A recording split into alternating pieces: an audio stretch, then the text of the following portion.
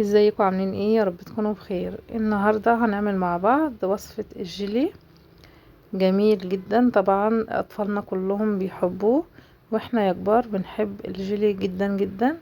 في 5 دقايق تعملي احلى جيلي وتحطيه في التلاجة، هيطلع معاكي بالشكل الملزلز الجميل ده. ونقطع كمان مكعبات من المانجا، احنا طبعا لسه في المانجا في السوق لسه ما راحتش. شايفين؟ جميل جدا. يلا بينا نسمي الله ونشوف الطريقة ازاي. معانا اللي هو الجيلي بطعم المانجا من دريم. طبعا تقدري تجيبي اي طعم انتي بتحبيه انتي واولادك. المانجاية طبعا ديت انا هقطع كده منها اول حاجة، يعني قبل ما اعمل الجيلي هقطع كده المانجا، وعشان اول ما الجيلي يتدوب في المية بحط على طول في الكوبايات. المانجاية حلوة ملزلزة اهيت. هنقطعها بقى مربعات صغيرة. طبعا انا مش هقطعها كلها، انا خدت بس الجزء اللي انتوا شايفينه ده، خدت حتة بس منها. شايفين؟ الله، هاتي حتة. هاتي حتة. جميلة. انا من عشاق المانجا بجد، اكيد كلنا كده. انا كنت اقطع حتة وكل حتة. بعد كده حطيتهم بقى في الكوبايات. بتحطي كده معلقتين 3 كده من الصغيرين في الكوبايات بالشكل ده. طبعا عندك بولات صغيرة، اي حاجة يعني اللي انت تحبيه. حطيت في 3 بولات، حطيت في 4 الاول، فما لقيت الجيلي بتاعي هيبقى قليل على الكوباية فحطيت 3 بس. خلاص حطيت بقى المانجا كلها. تعالوا بقى نشوف الجيلي ذات نفسه هيتعمل ازاي. الباكت بتاع الجيلي اهوت. هناخد بقى الكيس اللي جواه، هنحتاج كوبايتين مية. كوباية مية اللي هي السخنة، اللي هي تكون مية مغلية بالشكل ده. هننزل اول كوباية مية مغلية.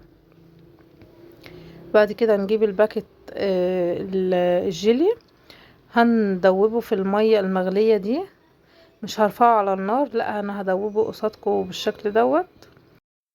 وبعد ما يدوب بنحط الكوباية التانية اللي هي مية من حنفية. في طبعا طريقة تانية، بعد ما تدوبيه بتحطيه على النار وتهدي عليه النار لمدة 3 دقايق او 4 دقايق. بتنزلي بكوباية المية من الحنفية برضو وتسيبيه يغلي، وبعد كده تصبيه في الكوبايات. بس على فكرة يعني الطريقتين زي بعض خالص، مش محتاجة ان انت تحطيه على النار خالص يعني. بعد كده هنصب بقى ال4 كوبايات اللي قدامكم. بس انا حسيت ان هم شوية صغيرين، فروحت صباهم في ال3 يعني. الكوباية الاخيرة دي زودت بيهم ال3 كوبايات. انا كل ما اقلب بينزل برضو اللي قصدي المانجا تترفع لفوق. كل ما اقلب المانجا تترفع لفوق، فخلاص قلت لها انتي حرة. طبعا يا بنات انتوا عارفين بجد ان الجيلي ده كان حبيبنا كلنا واحنا صغيرين، فعشان كده لازم نعمله لاولادنا. مش مكلف خالص، وبطلع برضو كمية كويسة. وعلى فكرة انا الكوبايات بتاعتي كانت كبيرة، انتي ممكن تعمليه في حاجات صغيرة كده خالص، اللي هو الاولاد انتوا حابين يعني تفرح بيه اكتر. ان هي انتوا عارفين الاولاد كل شوية بيبقوا عايزين حاجة حلوة. مش فارق معاهم الكمية، بس بيبقى فارق معاهم ان كل شوية يروحوا يجي ياخدوا حاجة حلوة يعني.